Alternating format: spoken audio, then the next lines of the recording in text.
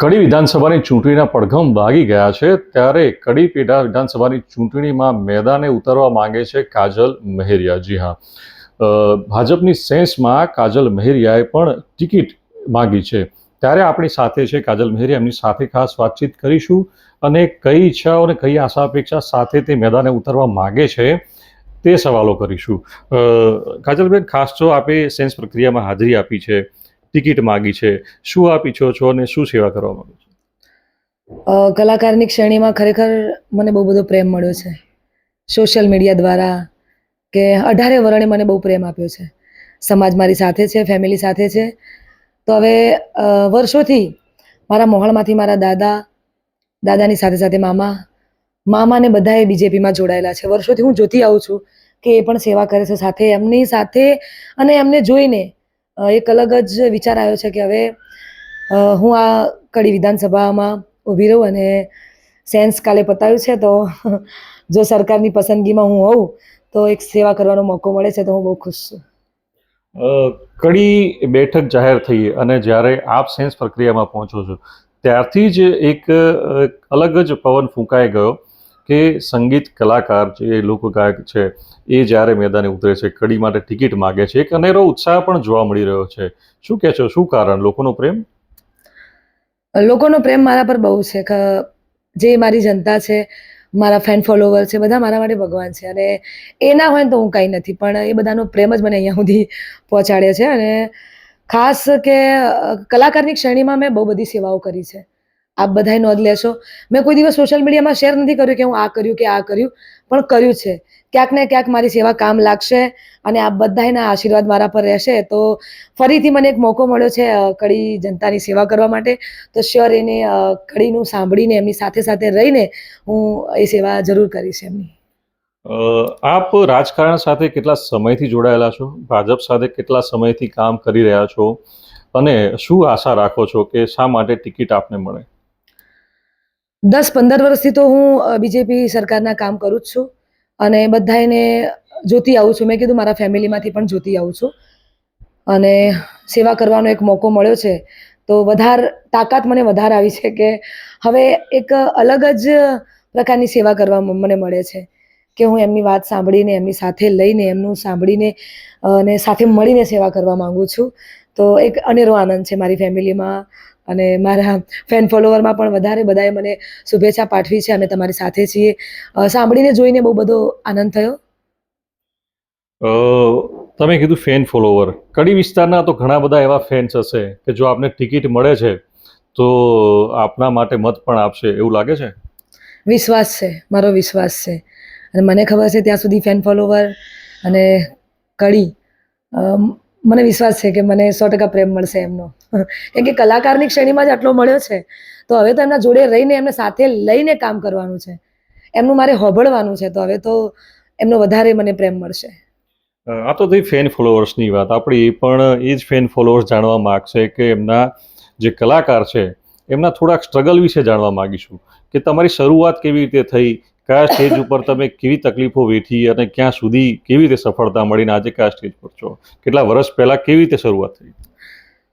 Social મીડિયામાં જો કે જર્ની વિશે ઘણા બધા વિડીયો ફરતા હોય છે અને ઘણી બધા ન્યૂઝમાં મારું જર્ની વિશે ફરતું જ હોય છે. પણ એટલું તો કહીશ કે બહુ નાની ઉંમરમાં 8મા ધોરણમાં ભણતી ત્યારથી ગાવાનું શરૂ કર્યું છે. અને મને કલાકાર બનવું એ હું શીખવા નથી ગઈ, પણ મારી પરિસ્થિતિએ મને કલાકાર બનાવેલો છે. મારી પરિસ્થિતિ બહુ વીક હતી. ના મારા પપ્પા હીરા ઘસતા હતા કે ના મારા પપ્પાના જોડે કંઈ હતું. મારા પપ્પા રોજ સવારે ખેતરની મજૂરી કરી, મારી મમ્મીએ મજૂરી કરી અને મજૂરી મેં મારી આંખે જોયેલી છે. નાના 2 ભાઈબંધ એ સાથે લઈને ભણવું, નપાસ થવું, આ બધું બહુ આ સ્ટ્રગલની વાત છે કે જો આ ના હોત ને આ મહેનત તો હું પણ આગળ ભણત, કંઈ નોકરી લેત. પણ આ શક્ય નહોતું. અને શક્ય મીન્સ કે જ્યારે ભણવું તો ત્યારે પૈસાની સગવડ નહોતી અને હવે પૈસા છે તો સમય નથી. આ બધાનો બહુ પ્રેમ મળ્યો અને કલાકારની શ્રેણીમાં મને આટલે સુધી પહોંચાડી એ બદલ મારા ફેન ફોલોવરનો તો હું ઉપકાર ક્યારેય નહીં ભૂલું. ક્યારેય નહીં. એ મારા માટે ભગવાન છે, હતા અને રહેશે. એવા કોઈ દિવસો સ્ટ્રગલ કોઈ યાદ આવે છે કે જે આજે પણ તમને કદાચ હચમચાવી દે અને સફળતાને કારણે કદાચ ખુશીના આંસુ આવી જાય? ખુશીના આંસુ એ રીતે આવી જાય કે એક યાદગાર પ્રસંગ, તો ઘણા બધા પ્રસંગો એવા બનેલા છે યાદગાર કે એ યાદ બી આવે ને તો રડું તો આવી જ જાય. અત્યારે ઘર આગળ ચાર ગાડી ઊભી છે. ઇનોવા છે, i10, જે મેં મારા 4500 રૂપિયા જ્યારે મારું પેમેન્ટ હતું ને ત્યારે મેં i10 લીધેલી. એ i10 મારા ઘર આગળ પડી છે. સ્કોર્પિયો, ઇનોવા, ફોર્ચ્યુનર, લેઝેન્ડર, સ્વિફ્ટ છે. પણ કહેવાનો મતલબ કે જે તે ટાઈમે હું રિક્ષામાં જ્યારે જતી ને એ દિવસો હું ભૂલી નથી. હાલ બી અમુક વાર મને એવું યાદ આવી જાય કે રિક્ષામાં એક ઓટો તો મારી જ લઉં. તો ખરેખર નુગરમાં ફોન કરી, નુગર મારું મોસાળ થાય, નુગરમાં ફોન કરીને મામાનો દીકરો એક રિક્ષા ચલાવે છે એને ફોન કરું કે તું આય, આપણે રિક્ષામાં એક ઓટો મારીએ. કેમ કે એ તો મને નહીં ભૂલાય. ગાડીઓ તો છે, જો કે છે, એ બધું ચાહક વર્ગ છે. મારા ફેન ફોલોવરના કારણે, નસીબના કારણે, માતા પિતાના આશીર્વાદના, તમારા બધાના આશીર્વાદથી છે. પણ તો બી એ દિવસો યાદ આવી જાય છે, અને અમુક ટાઈમે યાદ આવે ને તો રડવું આવી જાય છે કે ખરેખર એ દિવસો કેવા હતા, કે એમાં બેનપણીના કપડાં લાવીને પહેરીને પ્રોગ્રામ કરવાના, પછી પૈસાનું સેટિંગ ના થાય તો કોઈને ફોન કરીને પૈસા મંગાવવાના, અને એ ભાડાથી હું કેસેટો બનાવું. કોઈ કેસેટ બનાવતું હોય, મને ગાવા બોલાવે તો એ જ પૈસાનું ભાડું ખર્ચીને મારે જવાનું. આ બધા દિવસો બહુ બહુ બહુ જ સ્ટ્રગલ મને યાદ આવે તો અમુક ટાઈમે રડવું આવી જાય છે. એક બાયોડેટા તમે આપ્યો સેન્સમાં. અત્યારે વાત કરીએ આપણે તમારી થોડી સ્ટ્રગલની. થોડો બાયોડેટા અમે પણ જાણી લઈએ દર્શકો માટે, આપના ફેન ફોલોઅર્સ માટે. આપણે અભ્યાસ શું કર્યો છો અને સ્ટ્રગલ કરી એના કારણે અભ્યાસ વધારે નથી કરી શક્યા, એ પછી કોઈ નોકરી કરી કે પછી આપ સંગીત વ્યવસાયમાં જ આગળ વધ્યા? 8મા ધોરણમાં હું ભણતી એટલે જ્યારે પરીક્ષા આવતી એટલે મારો સંદીપ, આ બધા ઓળખો છો, સંદીપ મારો ભાઈ છે. સંદીપ ત્યારે બહુ નાનો હતો એટલે એને તેડીને લઈ જવાનો સ્કૂલમાં મમ્મી પપ્પા ઘરે હોય નહીં. એટલે સ્કૂલમાં, પ્રાથમિક સ્કૂલમાં લઈ જઈએ એટલે ના હું લેશન પૂરું કરી શકું, ના હું ફી ભરી શકું, ના ચોપડા મારા પાસે પૂરા હોય. અને ભાઈને તેડીને લઈ જવાનું, લોટો પાણીનો ભરી કોથળીમાં એક રોટલી મૂકીને એને સાથે લઈને જતી.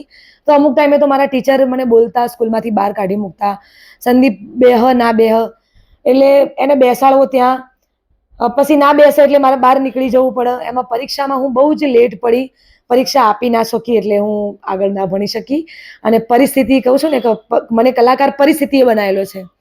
મારી બહુ જ પેલી એ પરિસ્થિતિ હતી કે પરિસ્થિતિ મને કલાકાર બનાવ્યો, અને કલાકાર માઇક પકડે પછી મારી ચાહક વર્ગ, મારા વડીલોના આશીર્વાદ, મારો સમાજ, મારી ફેમિલી બધા સાથે મળીને મને અહીંયા સુધી પહોંચાડી. આપ કલાકાર ન બન્યા હોત તો શું બનવાનું સપનું હતું? કલાકાર ના બન્યા હોત તો પછી આગળ ભણીને કંઈક સારી નોકરી લેત. નોકરી કરીને મારા ફેમિલીમાં હું સૌથી મોટી છું, એટલે હું જવાબદારીવાળી વ્યક્તિ છું. આખા ઘરની જવાબદારી સાથે સાથે સગા સંબંધી બધાની જવાબદારી હોય. કોઈને પણ તકલીફ પડે, આ તો અત્યારે આપણા પાસે ₹5 છે તો આપણે કોઈને આપી શકીશું. કદાચ એ સમયે ના બી હોત ને તો મારી ફેમિલીની તો જવાબદારી મારા પર રહે જ ને. એ હાલ જે છે એ તો રહેવાની જ હતી. તો એવું વિચારું છું કે ભણી ગણીને કદાચ સારી નોકરી લેત. મારા ભાઈબંધ નાના હતા મારાથી, એમને મોટા કરવાના હતા, એમનું કેરિયર બનાવવાનું હતું, સાથે સાથે મમ્મી પપ્પાએ મજૂરી કરી હતી, મેં જોયું હતું. તો એમને પણ પોતાની શું કહેવાય, એમને હવે સુખનો સાયડો મારે આપવાનો હતો, જે અત્યારે મેં આપ્યો છે કલાકાર બનીને. એ હું નોકરી કરીને આપત, સારી નોકરી લેત, કોકની સહાય કરે, કોકની મતલબ શીખ લેત, કે કોકને પૂછે કે મારે હવે શું કરવું આગળ. મારી ફેમિલી મજબૂત છે. તો આજે તો તમે તમારા પરિવારને સુખનો છાંયડો આપી દીધો. હવે પાછા વાત કરીશું રાજકારણની. કડીના રાજકારણની વાત છે. કડીની પેટા ચૂંટણી યોજાઈ રહી છે. કડીવાસીઓને એવી આશા છે કે આપ કદાચ આવો છો તો એક ધારાસભ્ય તરીકે તમને જુએ, એવી આશા અત્યારથી કદાચ એમને જાગી હોય. પરંતુ એ પહેલાં વાત રહી ટિકિટ મળવાની અને મળ્યા બાદ મત માગવાની. તમારી શૈલીમાં મત કેવી રીતે માગશો? મેં પહેલાં પણ કહ્યું કે મને વિશ્વાસ છે કડી મારી સભા પર અને જનતા પર, કે એમને આટલો બધો મને પ્રેમ આપ્યો છે તો 100% મને એ આ જગ્યા પર જોવા માગે છે.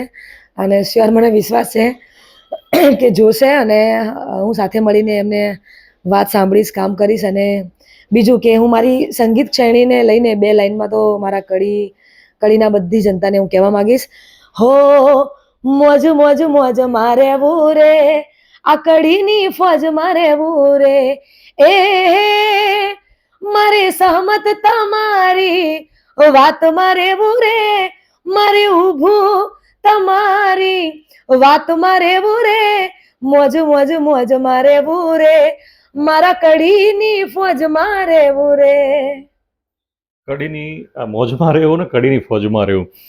છેલ્લો પ્રશ્ન કે જ્યાં રાજકારણ હોય ત્યાં કોઈક ને કોઈક વિવાદ પણ હોય. જ્યારથી ટિકિટ માગી ત્યારથી એક મેસેજ ફરતો થઈ ગયો છે સાગર પટેલનો જૂનો વિવાદને લઈને. શું કહેશો, એ ક્યાં નડશે અથવા ટિકિટ મળવામાં કે ટિકિટ મળ્યા પછી ચૂંટણી લડવામાં? કલાકારની ફેમિલીમાં સાગરભાઈ પોતે પણ આપણા કલાકાર ફેમિલીમાં ફેમિલી મેમ્બર છે, આપણા ભાઈ છે. ઘણા બધા વર્ષોથી અમે સંબંધોમાં જોડાયેલા છીએ. નાનકડા એવા એક ઇસ્યુમાં ખબર નહીં કોના કહેવાથી કે કોના કરવાથી કદાચ એમને આ બોલ્યા હોય કે ના બોલ્યા હોય, સાંભળ્યું હોય. પણ મેં મારા ઇન્સ્ટાગ્રામના સોશિયલ મીડિયામાં તો આ બધા બહુ સક્રિય છે. મને એમ ખબર છે ત્યાં સોશિયલ મીડિયા બહુ એક્ટિવ છે. સોશિયલ મીડિયામાં મેં પિન કરીને મૂકેલું છે, તમે શ્યોર એકવાર સાંભળજો. અને હું વિધાનસભામાં આવી એ પહેલાં હું કલાકાર છું. કલાકારની શ્રેણીમાં બહુ બધાના કામ કર્યા હોય, અમુકના ના કર્યા હોય, અમુકે મને કંઈ કામ સોંપ્યું હોય, મેં એમનો મદદરૂપ ના થયું હોય, ના કર્યું હોય, ના માન્યું હોય, તો ઘણા બધાની વાતમાં હું આવેલી હોઉં. તો હવે એ વાતને લઈને અત્યારે વિવાદ ઊભો કરે છે તો એમાં હું માનતી નથી. It's okay. તો હતા કાજલ મહેરિયા કે જેમને કંઈ પણ પૂછો એ નિખાલસ જવાબ આપી દે છે. કદાચ કહી શકાય કદાચ મનમાં પાપ ના હોય કે ખોટ ના હોય તો મોઢે જવાબ આવી જાય, અને જો ક્યાંક હોય કંઈ ખોટું તો કદાચ કોઈ જવાબ ન પણ આપે. પરંતુ કાજલબેન બધા જવાબ આપી રહ્યા છે અને આપે જાણ્યું, એમની સ્ટ્રગલ જાણી, એમનો અભ્યાસ જાણ્યો, એમના બાયોડેટા જાણ્યો, એમનું કર્મ જાણ્યું, બધું જ જાણ્યું. આ છે કાજલ મહેરિયા, જેમણે નીચેથી ઉપરના બધા દિવસો જોયા છે. એમના ઘરે ભલે 4 ગાડી રહી, પણ આજે પણ રિક્ષામાં ફરવાની ઈચ્છા થાય તો એમના ભાઈને બોલાવીને રિક્ષામાં તો જરૂર આટો મારી લે છે. એટલે કે જૂના દિવસો એ નથી ભૂલતા. એ છે કાજલ મહેરિયા. જોવું એ રહ્યું કે આ કાજલ મહેરિયાને ટિકિટ મળે છે કે નહીં. મહેસાણાથી મનીષ મિસ્ત્રી, ગુજરાત તક.